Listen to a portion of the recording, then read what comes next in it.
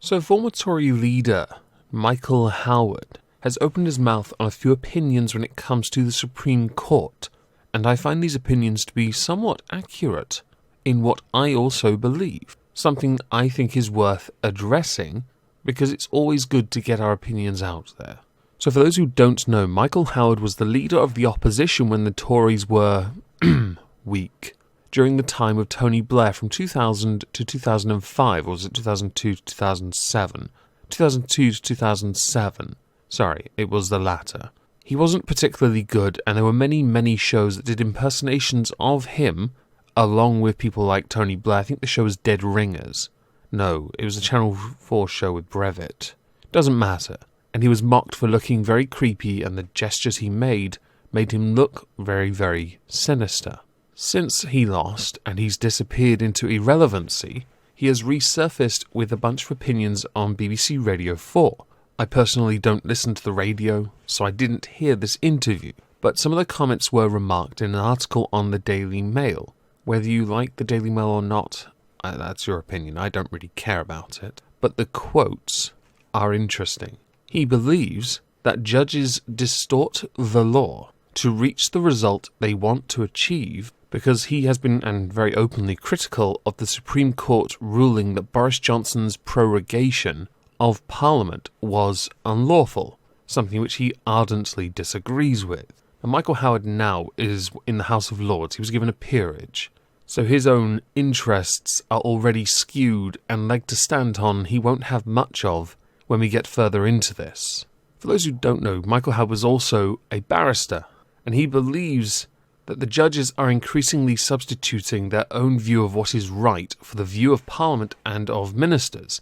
And another issue that he takes with the expansion of judicial review is that with the increase in significant power to the judges at the expense of Parliament and government, the Supreme Court, much like the House of Lords, is not elected, and he takes issue only with the Supreme Court not having an American-style system of reviewing the candidate being selected, something which actually I think we should do.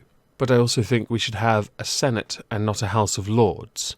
But what do I know? During the prorogation hearings, one of the most commonly touted acts being used by the Supreme Court to rule against the government was the Act of Parliament from which they were interpreting, with Lord Howard saying that proceedings in Parliament should not be impeached in any court, but that the outgoing Supreme Court President, Baroness Hale, said that because prorogation was not a decision of Parliament, it did not amount to a proceeding, which is incorrect.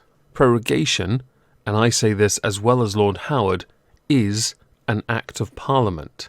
Now, the remark about whether or not judges are distorting their views comes from whether or not he believed the Supreme Court's ruling was a political act, so he gave a very parliamentarian answer in response. The government has yet to rule out changes to the way judges in that particular court are appointed after it announced in the Queen's speech plans for a Constitution, Democracy and Rights Commission, understandably because they are the enemy. Many of the opposition believe that this is an attempt by Boris Johnson to exact revenge after the court's ruling on prorogation.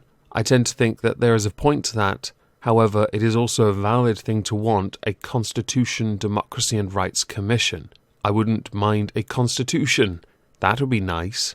Perhaps we can get that faxed over to everyone then. The Prime Minister has in the past briefly hinted that a US-style confirmation hearing for Supreme Court justices could happen because there should be some kind of accountability even for those elected to that particular office. And I tend to agree if there is anything of that comes from it, especially, I agree with it. So I'm very much interested to see how that plays out given time. With this, I'm very interested to know what you think about Lord Howard's comments, whether or not you think he has a point or a leg to stand on when it comes to the subject of accountability with Supreme Court justices, and whether or not you believe that they the Supreme Court judges in question were skewed in their views or not. Now, I stated in previous videos they were skewed because most of them had financial interests in continental Europe. So, of course, their vested interests would help them be a little biased.